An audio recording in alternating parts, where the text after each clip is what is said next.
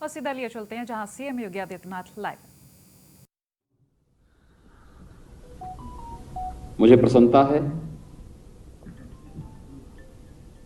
कि आप जैसे योग्य और युवा ऊर्जा से उत्प्रोत 97 अधिकारी हमें एक साथ प्रदेश के अंदर प्राप्त हुए हैं, जिनकी योग्यता और जिनकी ऊर्जा का उपयोग हम देश की आबादी के हिसाब से सबसे बड़े राज्य के अंदर बेहतर प्रशासनिक व्यवस्था को आगे बढ़ाने में इस्तेमाल कर पाएंगे। हम सब जानते हैं कि उत्तर प्रदेश का जो हमारा प्रांतीय सिविल सेवा से जुड़े हुए अधिकारीगण हैं,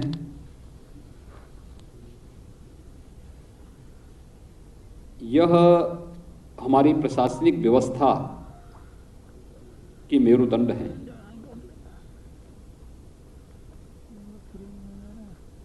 कॉमन मैन से, एक आम नागरिक से इनका जुड़ाव होता है और आम जनता अपने छोटे बड़े कार्यों के लिए कहीं ना कहीं इसी तंत्र पर निर्भर करती है जिसमें आपको जाने का अवसर प्राप्त हुआ है, या ट्रेनिंग के दौरान जहां पर आप अभी अलग अलग जनपदों में कार्य कर रहे हैं। और इसीलिए उत्तर प्रदेश प्रशासन एवं प्रबंध अकादमी ने अपना जो लोगो बनाया है, उस लोगो में जो अपना थीम वाक्य भी दिया है कि कामये दुख तप्ता नाम प्राणी नामार्ति नाशनम, यानी एक ही कामना है, और वह क्या कि मैं दुख से पीड़ित मानवता की सेवा के लिए अपने आप को समर्पित कर सकूं। और यही लक्ष्य आप सभी नवचयनित अधिकारियों का होना चाहिए।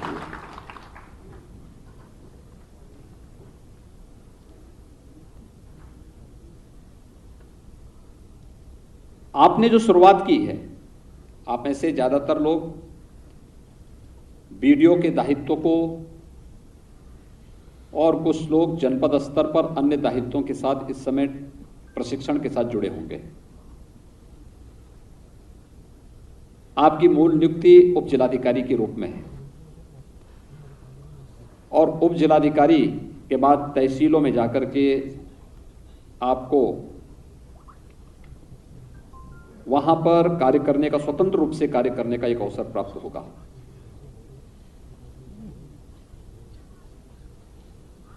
राजस्व से संबंधित एक कॉमन मैन की, एक किसान की, एक नौजवान की, एक गरीब की समस्याओं का निस्तारण करने,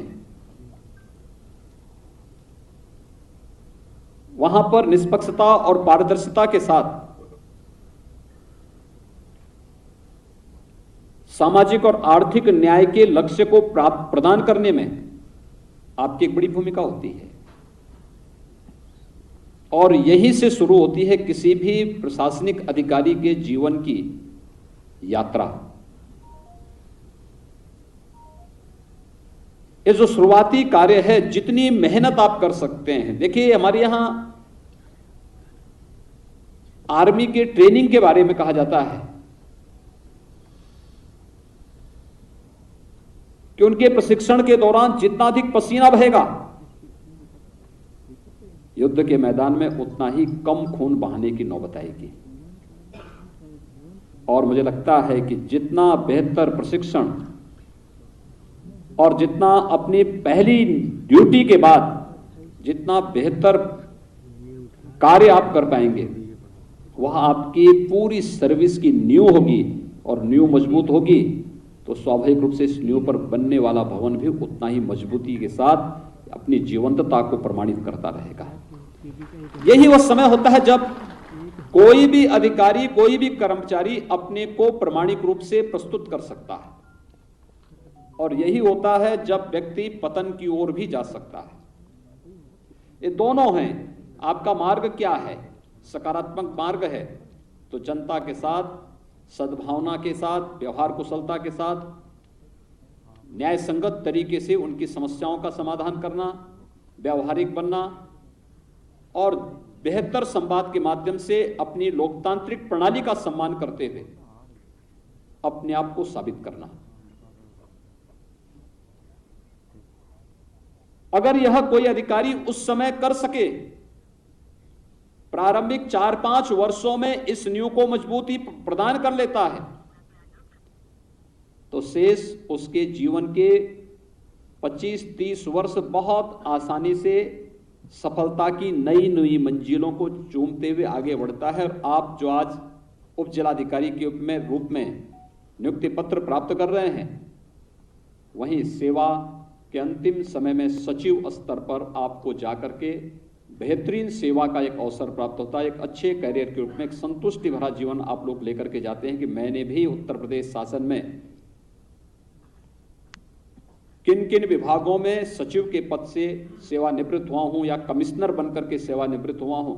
यह एक अवसर उसके सामने होता है और आने वाली पीढ़ी के बल्ले बहुत कुछ देने के लिए भी होता है।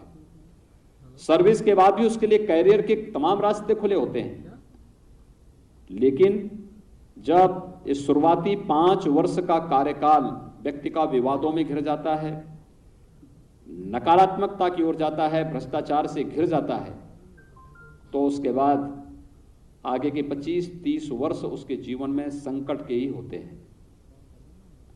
उसका कोई आगे का भविष्य नहीं होता है।